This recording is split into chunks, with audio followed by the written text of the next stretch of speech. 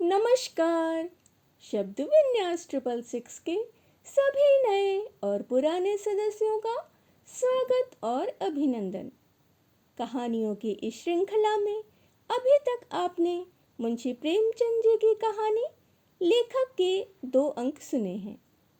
आज की कड़ी में हम इसी कहानी का तीसरा और अंतिम अंक सुनेंगे।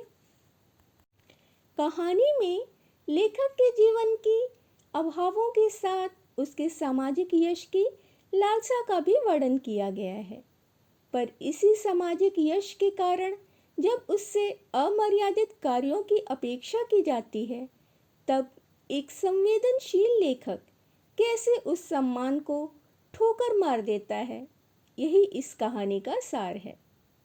तो आज का अंक सुनना प्रारंभ करें। प्रवीण जी राजा साहब के विशाल भवन के सामने पहुंचे तो दिए जल चुके थे। अमीरों और रईसों की मोटरें खड़ी थीं। वर्दीपोश दरबान द्वार पर खड़े थे। एक सज्जन मेहमानों का स्वागत कर रहे थे। प्रवीण जी को देखकर वह जरा झिझके, फिर उन्हें सिर से पांव तक देखकर बोले, आपके पास नवेद है? प्रवीण की जेब में नवेद था, पर इस भेदभाव पर उन्हें क्रोध आ गया। उन्हीं से क्यों नवेद मांगा जाए, औरों से भी क्यों ना पूछा जाए। बोले, जी नहीं, मेरे पास नवेद नहीं है। अगर आप अन्य महाशयों से मांगते हो तो मैं भी दिखा सकता हूँ, वरना मैं इस भेद को अपने लिए अपमान की बात समझता हूँ। आप राजा साहब से कह दीजिए प्रवीण जी आए थे और द्वार से लौट गए।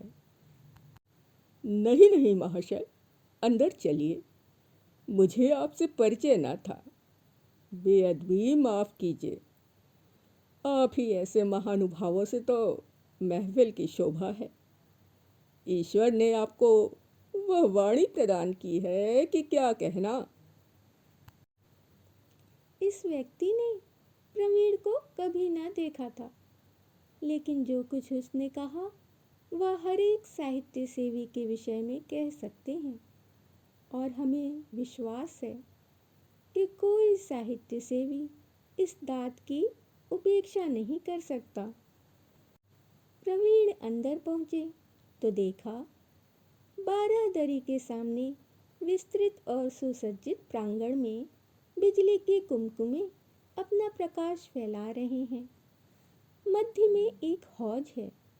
हौज में संगमरमर की परी, परी के सिर पर फव्वारा, फव्वारे की फुहारें रंगीन कुमकुमों से रंजित होकर ऐसी मालूम होती थीं मानो इंद्रधनुष पिघलकर ऊपर से बरस रहा है। हौज के चारों ओर मेजें लगी हुई थीं। मेजों पर सफेद मेजपोश, ऊपर सुंदर गुलदस्ते। प्रवीण को देखते ही राजा साहब ने स्वागत किया। आइए आइए, अब की हंस में आपका लेख देखकर दिल फड़क उठा। मैं तो चकित हो गया। मालूम ही ना था कि इस नगर में आप जैसे रत्न भी छिपे हुए हैं। फिर उपस्थित सज्जनों से उनका परिचय देने लगे। आपने महाशय प्रवीण का नाम तो सुना होगा, वह आप ही हैं। क्या माधुर्य है, क्या ओज है, क्या भाव है, क्या भाषा है, क्या सूझ है, क्या चमत्कार है, क्या प्रवाह है कि वाह वाह। मेरी तो आत्मा जैसे नृत्य करने लगती है। एक सज्जन ने, जो अंग्रेजी सूट में थे, प्रवीण को ऐसी निगाह से देखा मानो वह चिड़ियाघर के कोई जीव हो, और बोले, आपने अंग्रेजी के कवियों का भी अध्ययन किया है, बायरन, शैली, कीट्स आदि। प्रवीण ने रुखाई से जवाब दिया। जी हाँ, थोड़ा बहुत देखा तो है। आप इन महाकवियों में से किसी की रचनाओं का अनुवाद कर दें तो आज हिंदी भाषा की अमर सेवा करें। प्रवीण अपने को बायरन, शैली आदि से जो भर भी कम ना समझते थे। वह अंग्रेजी के कवि थे। उनकी भाषा, शैली, विषय व्यंजना सभी अंग्रेजी की रुचि के अनुकूल था। उनका अनुवाद करना वह अपने लिए गौरव की बात ना समझते थे। उसी तरह जैसे वे उनकी रचनाओं का अनुवाद करना अपने लिए गौरव की वस्तु ना समझते। बोले, हमारे यहाँ आत्मा दर्शन का अभी इतना अभाव नहीं है कि हम विदेशी कवियों से भिक्षा मांगें। मेरा विचार है कि कम से कम इस विषय में भारत अब भी पश्चिम को कुछ सिखा सकता है। यह अनर्गल बात थी। अंग्रेजी के भक्त महाशय ने प्रवीण को पागल समझा। राजा साहब ने प्रवीण को ऐसी आंखों से देखा जो कह रही थी, जरा मौका महल देखकर बातें करो, और बोले, अंग्रेजी साहित्य का तो क्या पूछना, कविता में तो वह अपनी जोड़ नहीं रखता। अंग्रेजी के भक्त महाशय ने प्रवीण को सगर्व नेत्रों से देखा। हमारे कवियों ने अभी तक कविता का अर्थ ही नहीं समझा। अभी तक वियोग और नक्श की कविता का आधार बनाए हुए हैं। प्रवीण ने ईंट का जवाब पत्थर से दिया।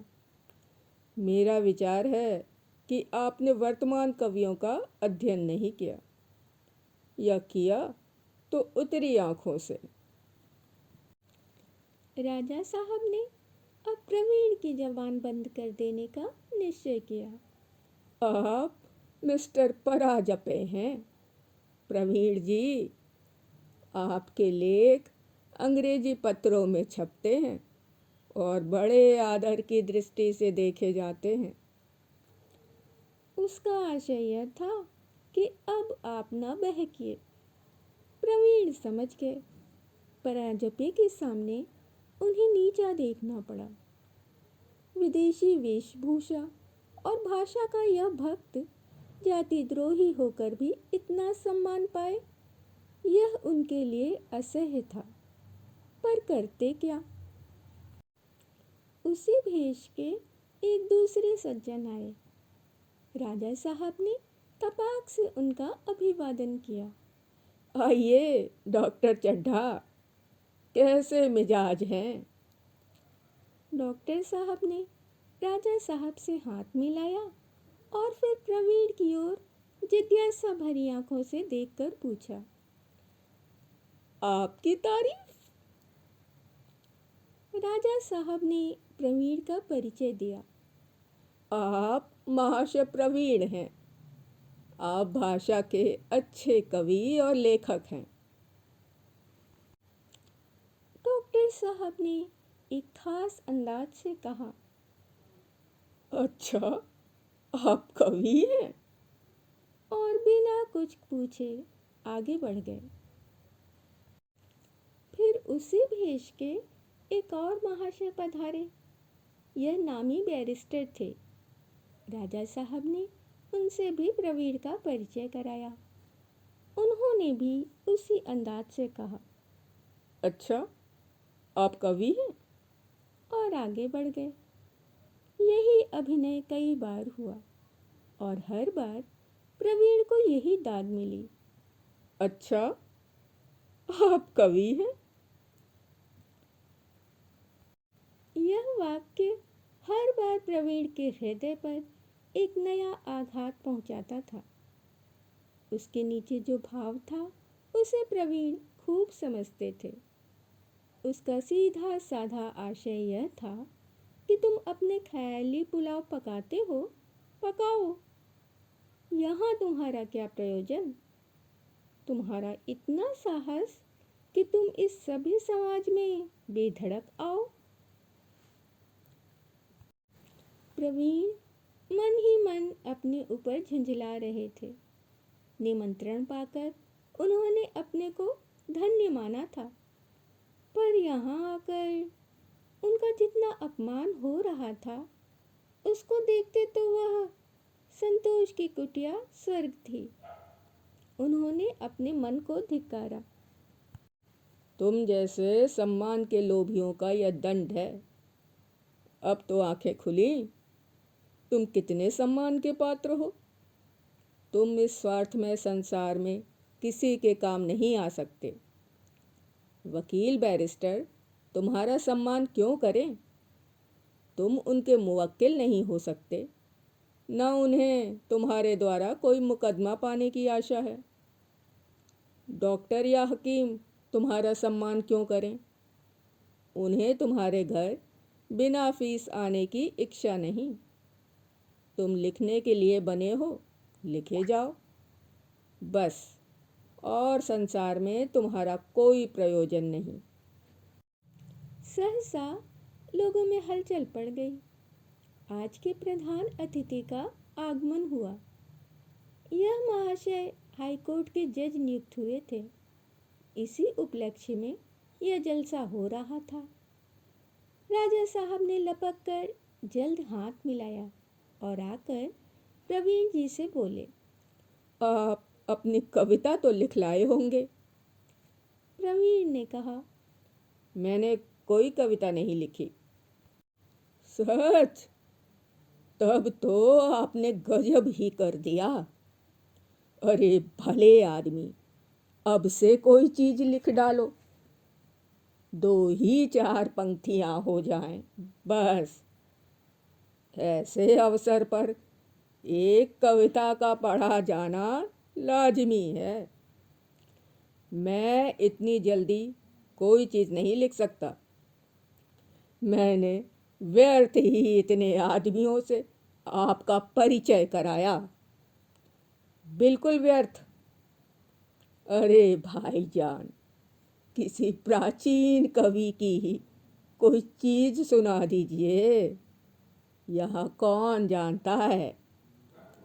जी नहीं, क्षमा कीजिएगा, मैं भाट नहीं हूँ, न कथक हूँ। यह कहते हुए प्रवीण जी तुरंत वहां से चल दिए। घर पहुंचे तो उनका चेहरा खिला हुआ था। सुमित्रा ने प्रसन्न होकर पूछा, इतनी जल्दी कैसे आ गए? मेरी वहाँ कोई ज़रूरत न थी। चलो, चेहरा खिला हुआ है, खूब सम्मान हुआ होगा। हाँ, सम्मान तो जैसी आशा न थी वैसा हुआ। खुश बहुत हो। इसी से कि आज मुझे हमेशा के लिए सबक मिल गया। मैं दीपक हूँ और जलने के लिए बना हूँ। आज मैं इस तत्व को भूल गया था। ईश्वर ने मुझे ज़्यादा बहकने ना दिया। मेरी यह कुटिया ही मेरे लिए स्वर्ग है। मैं आज यह तत्व पा गया कि साहित्य सेवा पूरी तपस्या है। अभी आपने सुना मुंशी प्रेमचंद जी की कहानी लेखक। आज इस कहानी का तीसरा और अंतिम अंक था। इसके पहले के दोनों अंक आपने अवश्य ही सुन रखे होंगे। यदि आप नहीं सुन पाए हो तो इसके लिए YouTube चैनल शब्द विन्यास 666 पर जाकर इसके पहले के दोनों अंक आप सुन सकते हैं। कहानी आपको कैसी लगी? अपने विचार और सुझाव कमेंट्स के जरिए हम तक आने दें। प्रेमचंद जी के अलावा यदि आप किसी दूसरे लेखक को भी सुनना चाहते हैं तो उसके बारे में भी कमेंट्स में हमें बता सकते हैं। कहानी आपको कैसी लगी? अगर पसंद आई हो तो लाइक करें, मित्रों और परिवारजनों में शेयर करें। नए सदस्य चैनल को सब्सक्राइब कर लें और बेल आइकन को दबाना बिल्कुल भी ना भूलें। अभी के लिए विदा।